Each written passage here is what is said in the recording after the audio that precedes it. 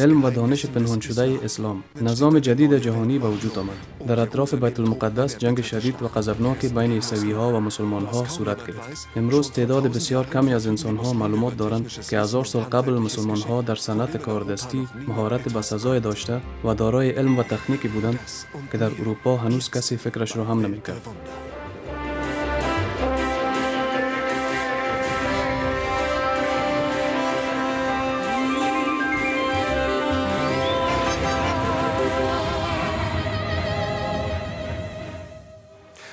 به برنامه دنیای معجزه خوش آمدید. موضوع امروزی ما راجع به علم و دانش پنهان شده اسلام می باشد. امروزه به خاطر عملکرد مسلمان های متعصب، اسلام و مسلمان ها به نظر ما غربی ها خرابکار، ویرانگر و تروریست جلوه داده می شوند. با وجودی که بسیار واضح و روشن است که اسلام دین خشونت، ظلم و ستم نمی باشد، از بینندگان عزیز تلویزیون خواهشمندیم که ما را در این برنامه همراهی کنند. ناگفته نماند که در آن زمان ما اروپایی ها بودیم که از نام خداوند استفاده سو نموده خشونت و جنگ را برا انداخته بودیم و همچنان ما بودیم که مرتکب بزرگترین دزدی تاریخ شدیم و تمام علم و دانش مسلمان ها را از نزدشان به سرقت بردیم. این خیلی تعجب آور است که تا امروز هم مدیون بودن غرب به فرهنگ عرب در مکاتب ما تدریس نمی گردد. تقریباً 1000 سال قبل یک نظام جهانی ایجاد می شود که شروع آن نبرد خونین در اطراف بیت المقدس میان عیسوی‌ها و مسلمان‌ها می باشد. حتی در آن زمان مسلمان‌ها دارای فهم تکنیکی بوده و در صنعت کاردستی مهارت بسزای داشتند که دور از تصور اروپایی‌ها می باشد. طور مثال استفاده از عینک و ساعت‌های دقیق برای مسلمان‌ها امر طبیعی بود، در حالی که جاسوس‌های عیسوی در اثنای جنگ‌های صلیبی به سبک بسیار ماهرانه مشغول سرقت صنعت مسلمان‌ها بودند. کلیسا پیشرفت تکنیکی مسلمان‌ها را عمل شیطانی توجیه می‌کرد و حتی امرای علم طبابت مسلمان‌ها مخالفت می‌ورزید. بزرگان کلیسا علم و دانش به سرقت رفته اسلام را برای صدها سال و حتی تا امروز هم پنهان نگه داشت. شاید یکی از دلایلش این باشد که تاریخ همیشه توسط برندگان نوشته می شود و تاریخ قرون وسطی توسط راهبین به لسان لاتینی نوشته می شد. راهبین کسانی بودند که در عقیده عیسوی ریشه بسیار محکمی داشتند و اسلام را به صفت دشمن و ضد عیسویت می دانستند. در سال 1187 میلادی نزاع و ضدخورد میان عیسوی‌ها و مسلمان‌ها به اوج خود رسید. بزرگترین لشکر مسلمان‌ها در آن وقت برای واقعه مهم و خطرناک که آن جنگ نهایی در مقابل جنگجویان صلیبی بود آمادگی می‌گرفت. رهبرشان سلطان صلاح الدین ایوبی که یک حکمران بسیار مترقی و پیشرفته بود، تنها باور و جنگ را برای پیروزی کافی نمی‌دانست، بلکه آگاهی، تدبیر جنگی و علم تکنیکی را نیز ضروری می‌پنداشت که این نظر و عقیده هر حکمران مسلمان در آن زمان بود. این دین جدید به علم انگیزه پیشرفت و ترقی داده و امکانات بی سابقه ای را فراهم ساخت تا به مرحله رسید که حتی نجار و یا چوپان هم می توانست دانشمند شود.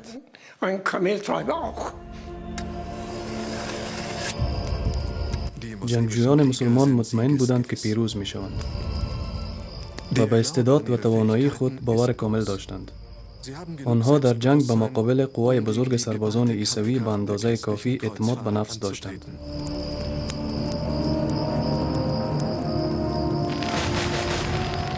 مسلمان‌ها در هنگام جنگ از تدابیر جنگی استفاده می‌کردند، در حالی که دشمنان آنان بر تنظیم اردو و تعصبات دینی خود اعتماد داشتند و جنگجویان صلیبی و سربازان خود به طور اجباری کشتار بیرحمانه مسلمانان را برای کسب پیروزی حتمی دانسته و تعلیم می‌دادند. احمق، چی می‌کنی؟ ما برات نشان میدم که چی قسم میشه. این رفتار خشن آنها را برای تصرف بر قدس کمک و یاری کرده بود. و تقریباً 100 سال این شهر مقدس را تحت تسلط خود داشتند. القدس هم برای مسلمان‌ها و هم برای عیسوی‌ها مقدس می باشد. مقدسترین کتاب مسلمان‌ها یعنی قرآن کریم روایت می‌کند که پیامبر اسلام محمد صلی الله علیه و سلم از مسجد الاقصی در شب معراج به آسمان رفته است و از طرف دیگر در انجیل عیسوی‌ها روایت شده است که در این شهر حضرت عیسی علیه السلام دستگیر و به صلیب کشیده شده و دفن گردیده است. این نقطه مشترک دینی دو رقیب جنگی به خاطر شهر مقدس بیش از صدها سال باعث جنگ و خشونت در قدس شده است. در اوایل جولای سال 1187 میلادی دو لشکر بسیار عظیم روبروی هم قرار گرفتند. دشمنان در کنار قلعه به نام سفوریه اردو زدند و مسلمان‌ها در تیبریوس راه رفتن به بحیره تبریا را به تصرف خود درآوردند. جنگ بین دو لشکر در نواحی حطین به وقوع پیوست. در اثنایی که عساکر آمادگی جنگ را می گرفتند، دانشمندان مسلمان به خاطر کسب امتیاز تکنیکی در مقابل دشمن مشغول فعالیت بودند. من ابن لطیر هستم، شاگرد استاد بهاءالدین، بزرگترین دانشمند مسلمان در این زمان می باشد. می خواهم بدانم که در این صندوقچه چیست. باید این را بدانم. او کنون استاد هم نیست، شاید بتوانم نظر داخلش بیاندازم. او که هنوز اینجاست. او برایم توضیح داد که من این صندوقچه را حتی توسط کلید هم باز کرده نخواهم دانست، زیرا که این توسط قفل جدید محفوظ می باشد و تنها کسی آن را باز کرده می تواند که میله های آهنی کوچک را به سمت صحیحش بچرخاند. من درست نفهمیدم که این دستگاه چی کاربردی دارد. حتی در قرن 12 میلادی دانشمند مسلمان الجزری تعداد زیادی دستگاه‌های مکانیکی را اختراع نموده بود که یکی از آن جمله اولین دستگاه سیف در جهان می باشد. 4 قفل رمزی همراه 12 حرف محتوای داخل سیف را از خطر سرقت محافظت می کند. این قفل را می توان به صفت سرپوش بالای صندوقچه نصب کرد که بدین وسیله صندوقچه بسته می ماند. این قفل از روی نسخه خطی که در قرن 12 میلادی موجود بوده از نو ساخته شده است و بنابراین برای این قفل کلیدی لازم نیست، تنها باید ترکیب صحیح جهت میله ها به یاد سپرده شود و هرگاه کسی ترکیب صحیح را پیدا کرد، شکاف های سیلندرها روی هم قرار می گیرند که در نتیجه گلمیخ ها داخل شده و سرپوش باز می گردد، طوری که آن را می توان از صندوقچه جدا کرد.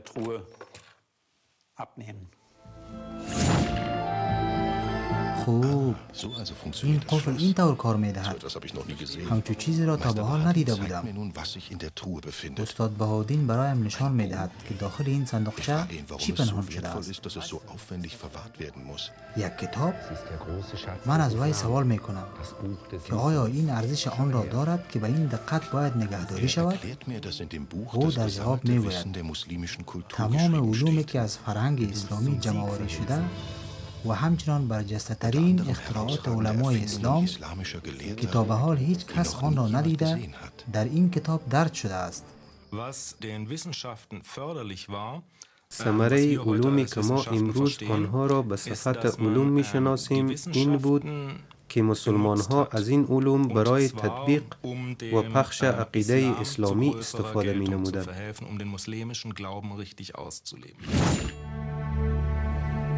این سعی و کوشش جهت پیشبرد دعوت متخصصین فنی مسلمان را در پهلوی دیگر اختراعاتشان وادار به اختراع زمانسنج نمود.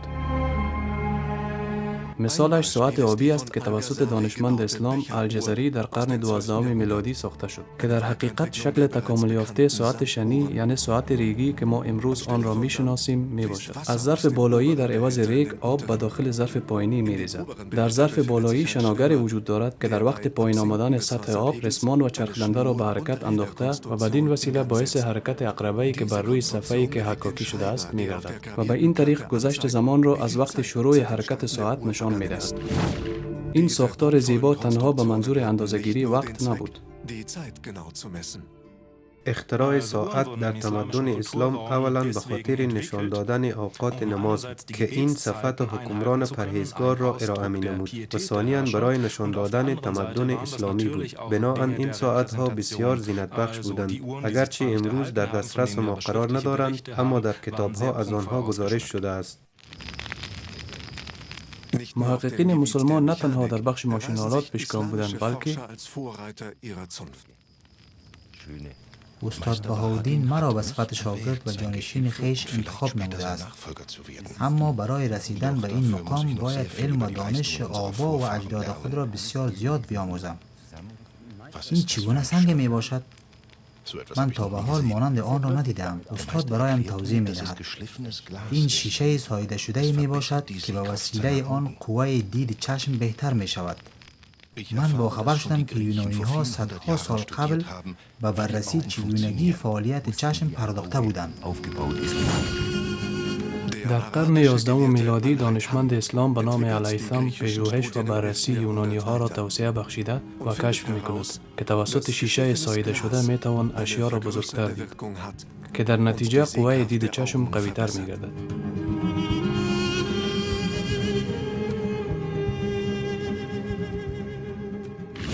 این اصلا قابل تصور نیست که تا چی اندازه علما و محققین ما نسبت به سایر دانشمندان از نظر امتیاز علمی بلند مرتبه تر می باشند، اما این همه امتیازات برای جنگجویان مسلمان در جنگ مقابل دشمن تا هنوز کدام فایده نرسانده است.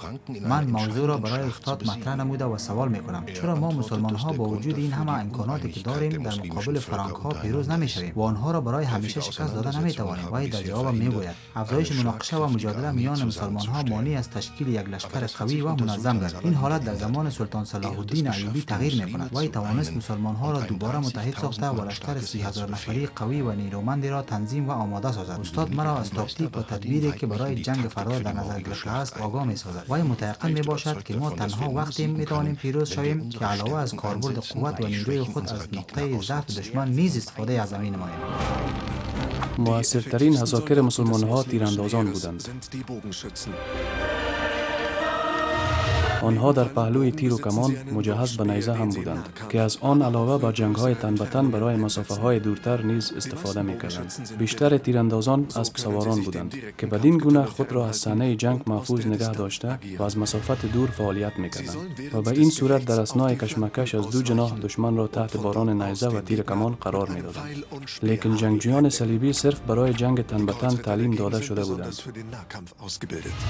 تجهیزات جنگیشان عبارت از لباس زرعی، کلاه ایمنی، سپر و شمشیر بود و شباهت به ماشین‌های جنگی مجهز داشتند. اما بزرگترین نقص سنگینی تجهیزات شان بود که وزن آن تا به 40 کیلوگرم هم می‌رسید و باعث می‌شد که برای واکنش در مقابل حریف متحرک و چابک خود به زودی خسته شوند، ولی در جنگ تن به تن مغلوب کردنشان دشوارتر بود.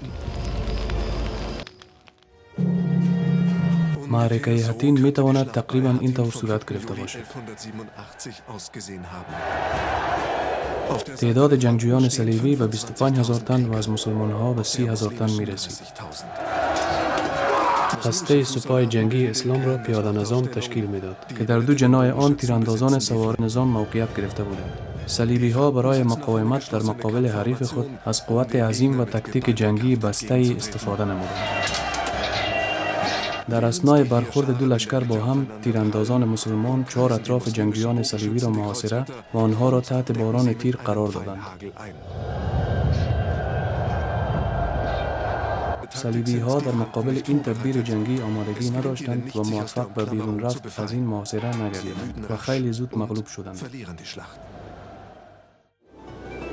بعد از شکست صلیبی ها در نبرد حطین، مسلمان ها تسلط قدس را از دست ایشان گرفتند و بخش اعظمی از قوای نظامی صلیبی ها را از بین بردند. بنابراین دیگر امکانات دفاع از قدس برای صلیبی ها مقدور نبود و بدین گونه سلطان صلاح الدین ایوبی به تسلط 100 ساله عیسوی ها بر این شهر مقدس خاتمه بخشید. وی غیر نظامیان عیسوی و باقی مانده جنگجویان صلیبی را اجازه داد که بیت المقدس را بدون مشکل ترک نمایند.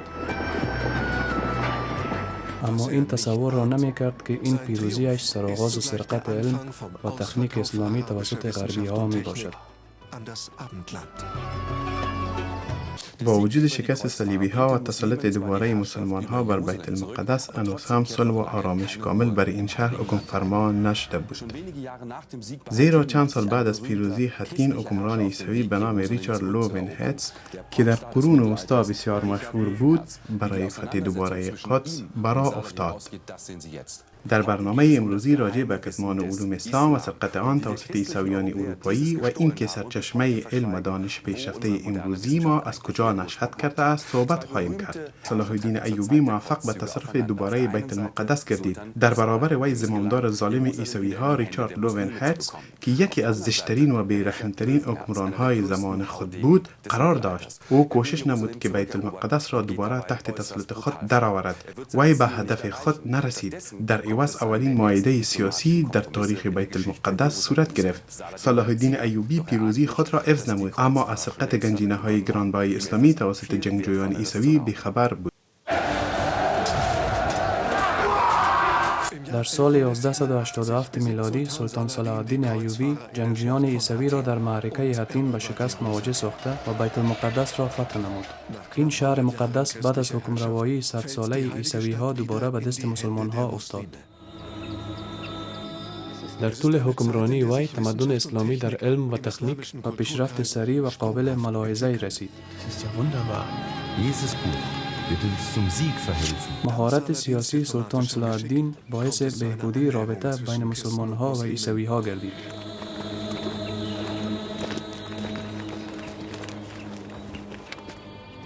این برای واتیکان تحول ناخوشایند بود. پاپ گریگور 13 از جریانات بیت المقدس وحشت زده شده بود و امر تصرف دوباره این شهر را صادر کرد. وی با استفاده از این فرصت اعلام جنگ سوم صلیبی را علیه مسلمان ها نموده و تصرف مجدد بیت المقدس را وظیفه قیصرهای عیسوی و شاهان اروپا تعیین نمود.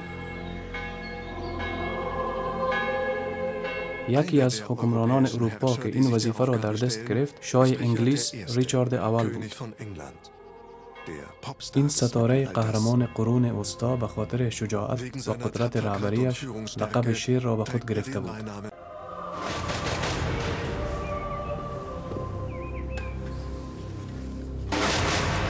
دو سال بعد از درگذشت قیصر آلمانی فریدریش بارباروسا در ماه جون سال 1190 میلادی ریچارد لوینهرتز از طریق جنوب ایتالیا به قصد فتح بیت المقدس حرکت نمود.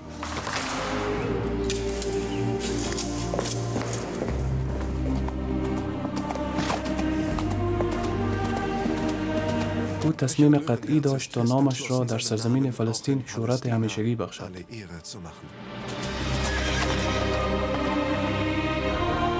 نیروی دریاییش در بهار سال 1191 میلادی از جزیره سیسیل ایتالیا به قصد فلسطین حرکت نمود و در اپریل همان سال به بندر عکا رسید.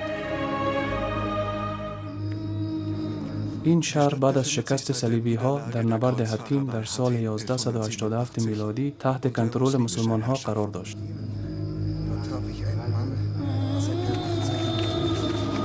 که بعد از محاصره چندین ماهه فرصت در هم شکستن دیوارهای این شهر برای ریچارد مساعد گردید و او تمام مردم این شهر را از خرد و بزرگ قتل عام نمود و تقریبا 3000 نفر را به اسارت خود درآورد و در مقابل آزادی ایشان از سلطان صلاح الدین طلب پرداخت بها نمود. خیلی زود خبر تسخیر شهر عکا توسط ریچارد لوینهرتز برای سلطان صلاح الدین رسید. او مجبور شد که نیروهای بیشتری را برای دفاع از بیت المقدس آماده کند. سلطان صلاح الدین به من و استادم بهاءالدین امر نمود تا مایعاتی که آتش یونانی خوانده می شود تولید نماییم و این طور که از نامش پیداست باید برای اولین بار در یونان کشف و مورد استفاده قرار گرفته باشد.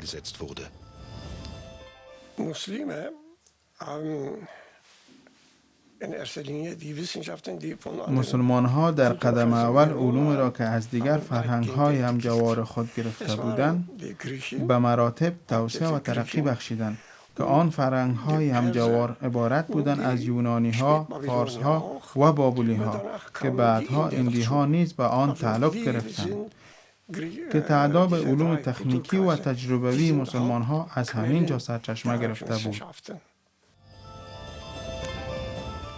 مایع مخلوطی که بسیار به سرعت آتش می‌گرفت در داخل ظرف کوزه‌ای شکل ریختانده می‌شد. بعد از آتش زدن فلیته آن به سوی فرد مهاجم پرتاب می‌گردید.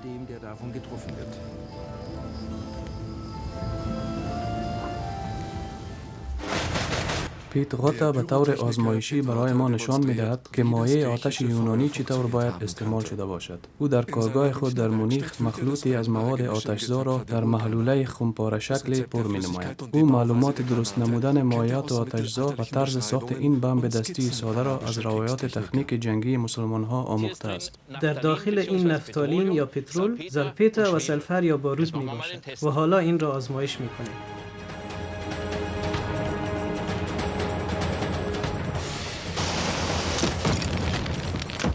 کار می‌دهد. مایعاتش هم مانند فلیته اش آتش می‌گیرد. جنبه مثبت انفجار این مایع چنین بود که آتش آن بسیار با مشکل خاموش میشد. همراه آب اصلا امکان نداشت و تنها توسط خاک امکان خاموش ساختنش وجود داشت که جنگجویان آن را به ندرت با خود حمل می‌کردند.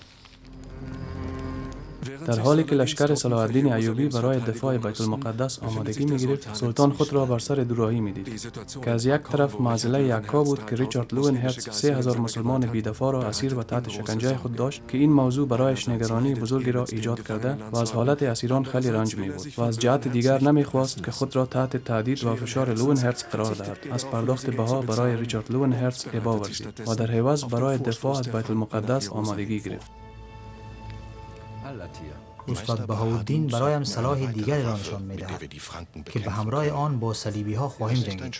این پودر سیاه است و طوری که او میگوید بسیار زیاد خطرناکتر از خمپاره آتشین است. آیا این پودر خطرناک است؟ از تصور من که به دور است.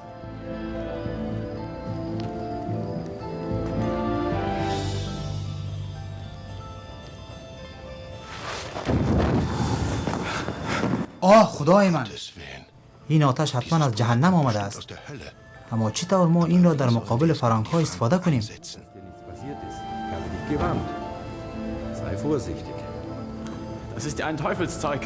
استادم برایم توضیح می دهد که او وسیله را طرح و ساخته است که آن به وسیله این پودر و پرواز در خواهد آمد. این تیر آتشین به سوی دشمن پرتاب می شود و بدین گونه از جنگ رویارویی تن به تن جلوگیری می کند.